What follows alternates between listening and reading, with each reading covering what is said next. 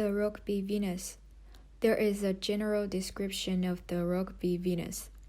The description divided to 6 parts, which are name, artist, medium, genre, movements, and location.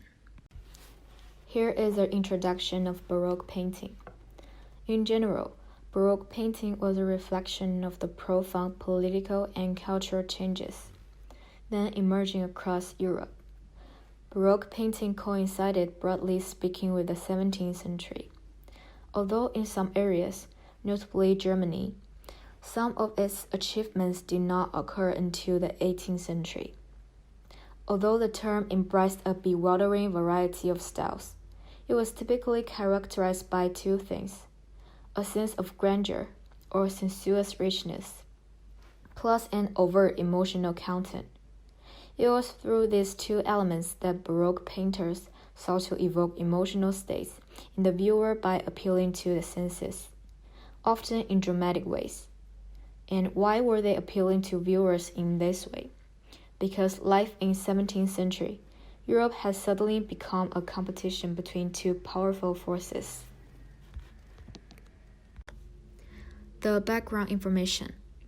The leading figure during the era of Spanish Baroque art, Velázquez excelled in all genres including narrative history painting and genre painting, as well as portrait art for the Spanish court. Spain was a strong supporter of Catholic counter-Reformation art and was determined to combat the spread of Protestantism. As a result, Spanish painting was heavily influenced by religious scruples, a policy which was policed by the Spanish Inquisition, which meant that female nudes were strongly discouraged, unless painted for royalty or other influential nobles. Fortunately for Baroque art, the Rokeby Venus appears to have been commissioned by the famous aristocratic womanizer Gaspar, 7th Marquess of Carpio and a close associate of King Philip, completed in all probability during the artist's second visit to Italy in 1648–52.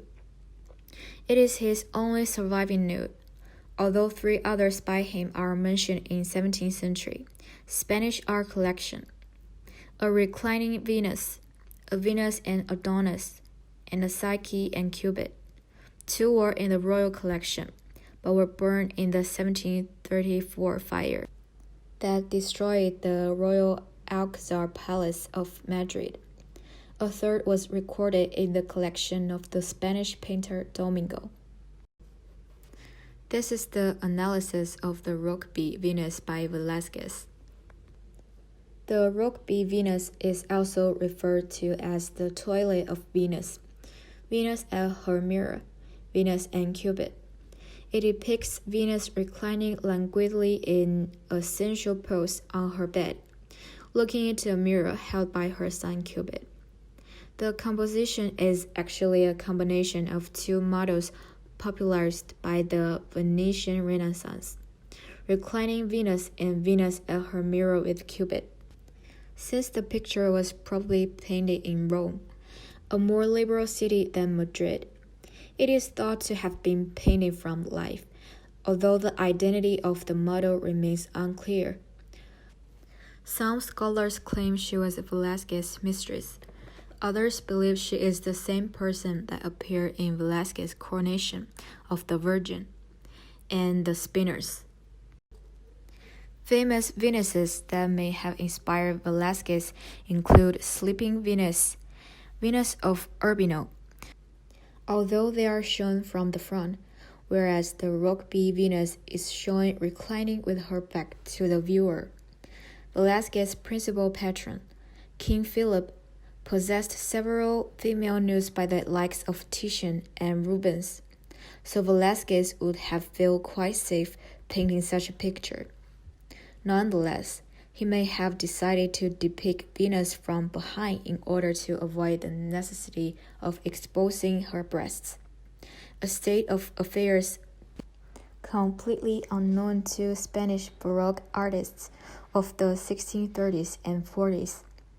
Interestingly, in Harrow's collection, the Rokeby Venus was twinned with its mirror image, a 16th century reclining nude in a landscape, now in the National Gallery, London, which was attributed to the school of Venetian painting.